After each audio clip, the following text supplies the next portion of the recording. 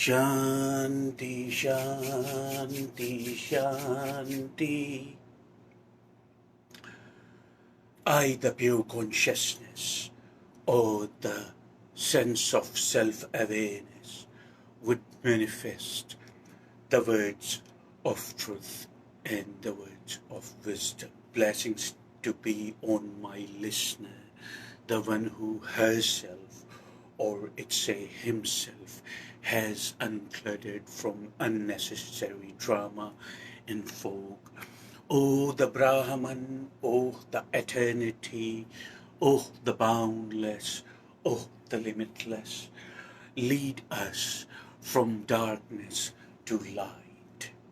Oh, Brahman, oh, the eternity, oh, the boundless, oh, the limitless, lead us from untrue to true. O Brahman, oh the eternity, oh the boundless, oh the limitless, lead us from the fear to bravery. O Brahman, oh the eternity, oh the boundless, this Atman surrenders to you like a sweet surrender. Lead this Atman in your path. O Brahman, oh the eternity, let this Atman lead in the path which has no fear. O Brahman, let this Atman lead in the path which has no doubt in ourselves. Yesterday we did meditation and I posted that, I'm sure you remember. I spoke when I was in a state of meditation. I do not think in that moment in time, and the words occurred to me without any thinking. Yesterday I spoke briefly about figuring others out, as you can see the caption here.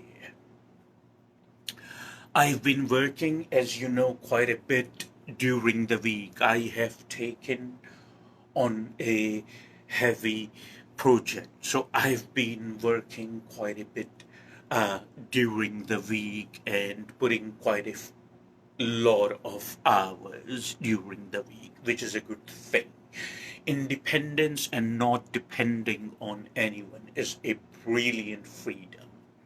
You see, my services for humankind are free, as you know by now.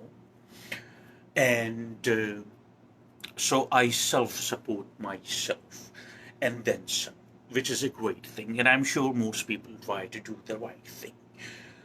Last week, during the week, quite a few people, they joined me on YouTube and they started following my channel on YouTube, where I frequently post the retweets when I deliver a message. And they asked me that they became very interested, not in the message, but in the messenger. I hope you understand what I am saying to you. They became super. Have you heard the word super? They became super interested, not in the message, but in the messenger. A couple of people, they joined me, and one of them actually is very persistent. Of course, I don't reveal the gender, name, color of skin, because these things are all abstract, excuse me. These things are all abstract.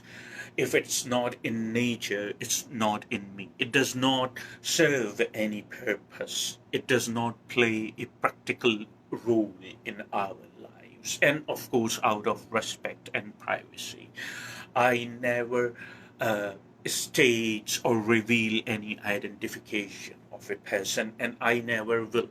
As I told you, it serves no purpose. But the point is that a couple of people got around, and one of them, she became very interested, and for consecutively 4 months she asking me the same question, that where I was from, you see, because she mentioned that I sounded British on times, and then she mentioned that I sounded Indian on times, and she couldn't make anything out of me.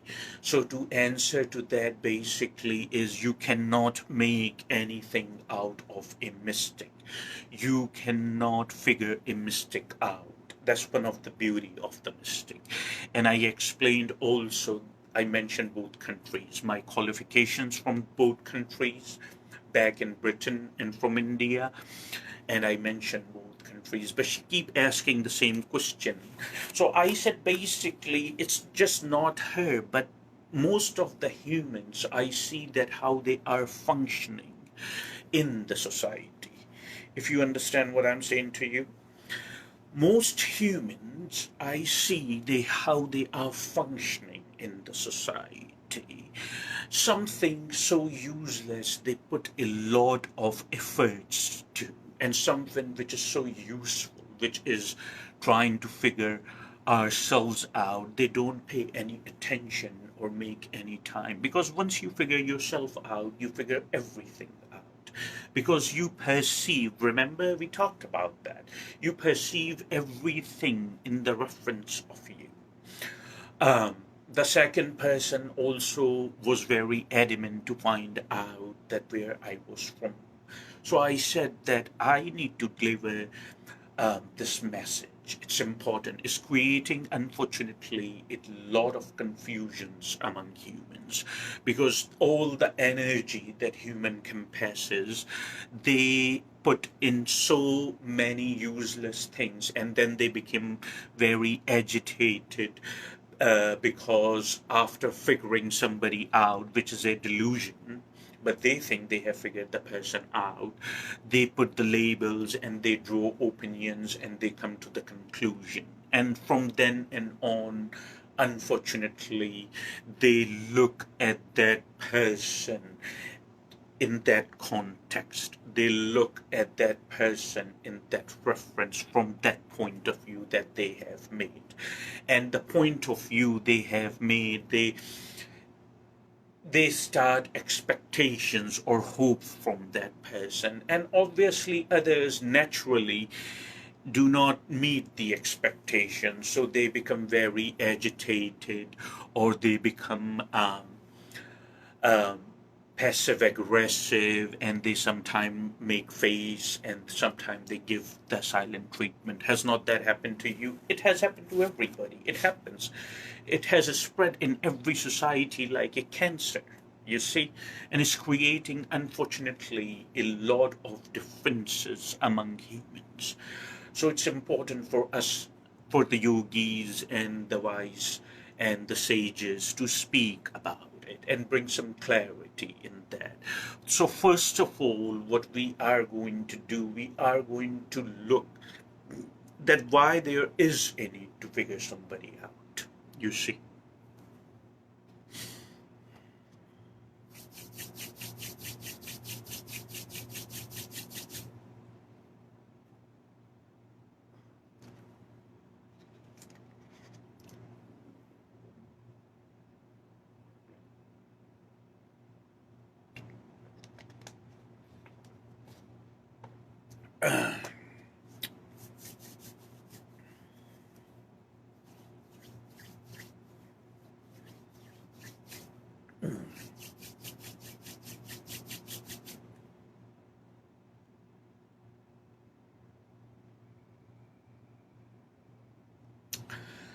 That why there is a need to figure somebody out. Why? And what purpose it is serving, or what role it is playing in our life. You see, it if it has become, unfortunately, a matter of that significance, if it has become a dire matter for human to do, then we might just go ahead and take a look profoundly and in detail that what purpose does it serve, or what practical role it plays. And if it is not playing any practical role, then we can declare it just a nasty habit which keeps your mind occupied for some time. You see, I remember the lyrics from what the band was from Atlanta, Georgia, REM, and one of their songs goes like a simple prop, occupy my time. You see, that's what's happening. A simple prop is occupying time for no reason. You see how things are? Anyway, so this person, they emailed in private message and said, where are you from? And quite a few people ask me the same questions, not just one or two. It doesn't matter who they are. It doesn't matter because I don't figure people out. And that's why I live in peace and harmony with all the time. Yes, but I hear you. Thank you for saying good morning.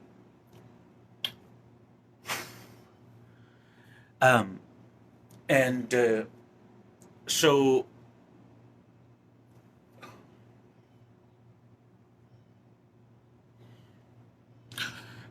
I responded to such a person and I said to this person that you are asking me where I am from. So if, even if I tell you where I am from, and then what? Are you following every word I'm saying here? I'm trying to bring some clarity in you. I'm liberating you. I said, even if I told you where I am from, first of all, go ahead and take a look at my profile. It would mention both countries where I was raised, you see. And two, even so, if you are not satisfied with those answers, even if I tell you the same thing again in this message, what difference would that make? What practical role would that play in your life? You see, you have a life to live. So me revealing the secret so, excuse me. So me revealing that where I am from, even revealing on my Facebook profile, after even if I am revealing what significance it has in your life. I told you where I am from, and then what is the next step? I want to know that. What is the next step afterwards? What happens then? So that there is no answer, of course, because of course the question is useless. So it is not playing any role in your life where anyone is from. You see, it is not going to change the experience of the very life you are living. And you have a life to live, don't you? Of course you do. You have a life to live. How that is going to change anything in the very experience of life if somebody told you where they were from? What comfort it brings, what joy it brings, what happiness it brings in your life, the very experience of life that you are experiencing. Ask yourself these questions. But the reason you do not look in so much detail in these thinking, because your mind is always involved in thoughts. You see somebody new. you see somebody new and you come in contact with that person and there is a communication now starts. And of course, because of the human conditioning and because of the human domestication, this conversation, the conversation between you or somebody new, of course, for that person, you are new. So when you see somebody new, the interrogation rather, the interrogation starts. You see, this is how people, we the humans, have namaskaram bird. This is how the people have learned or have learned to bond. You see, we the humans, We bond on the interrogation with each other. We bond on the gossips about others with each other. These are all nasty habits, you see, and it is serving no purpose. I'm the one who's bringing the clarity about it.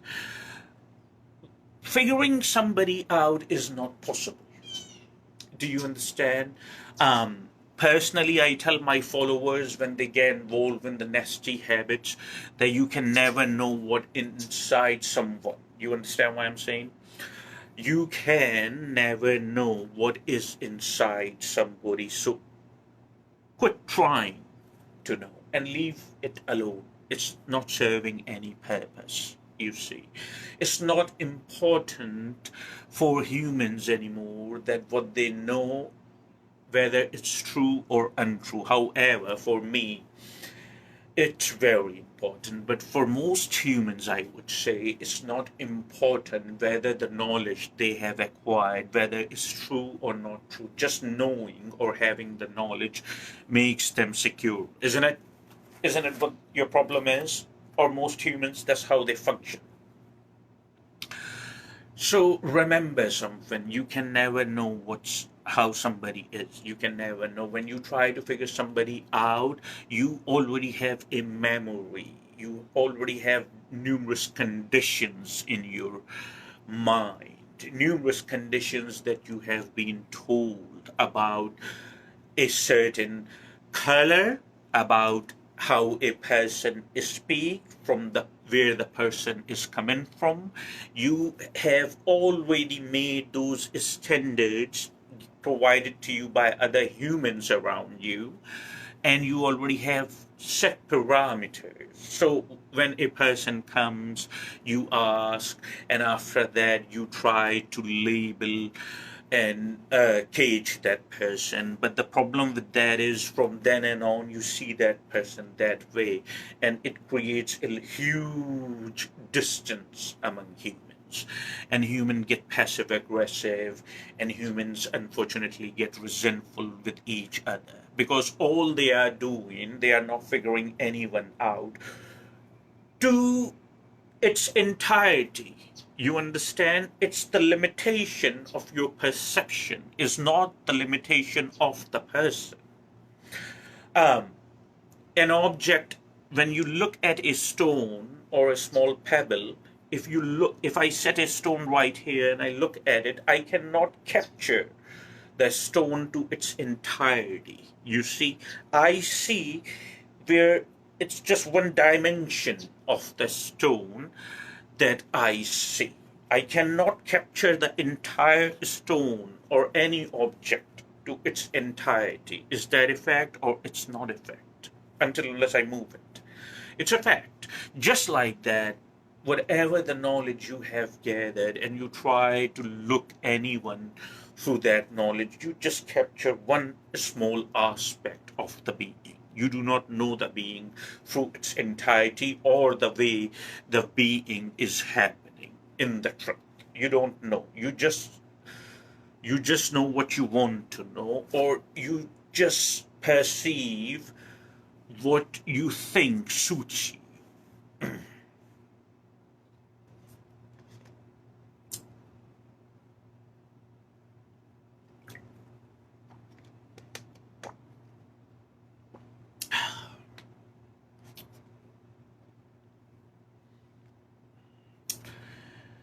Have I brought have I brought some clarity in your perception so far? You see, what I'm saying, in other words, when the postman, that's the term we use in England, back in Britain, we call the person who brings your post or the mail is called a postman. You understand? And here, I think in America, we use the term mailman. No matter what the term you use, I'm talking about the person who brings you the mail. So in this scenario,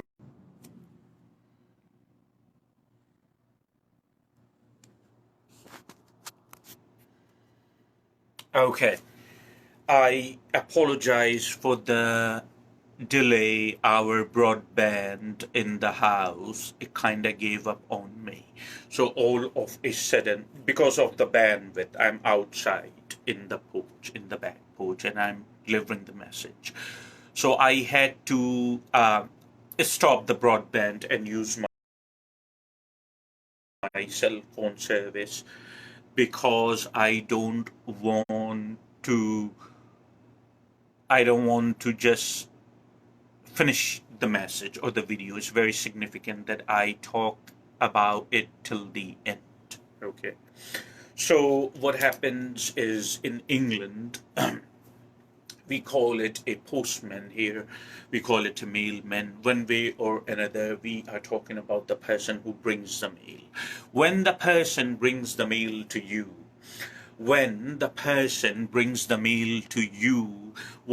who is more important in that experience or in that particular scenario? The person who brings the mail to you, I mean the postman. Is the postman important or the mail itself he is bringing? Which is important? I'm asking you a question. Is the postman or the mailman who brings the mail to you is important, or the mail itself or the post itself is important? You can understand props, frictions, oppositions with simple examples. That's one of the examples. Of course, the mail itself is important, not the person who is carrying the mail. You understand? Excuse me. So in this case, the messenger, has gained more significance than the message itself. How I speak has gained more significance than the message itself. How I look has gained more significance than the message itself. How I talk, well, out of curiosity, I can understand, but curiosity is there for no reason even. Curiosity is just a nasty habit. The message is important. No matter what I say, if you look at it, you don't discard it, you don't approve it. If you just look at it and you say that, let me hear what he says, it would make sense to you because it's pure wisdom. So think about it. And instead of figuring anyone out in your surroundings, leave it alone. Just pay attention to what's being said. And that itself would bring tremendous joy in your life, and you would feel more free because you have taken your attention, faith, or focus out of something so petty and useless. Anyway.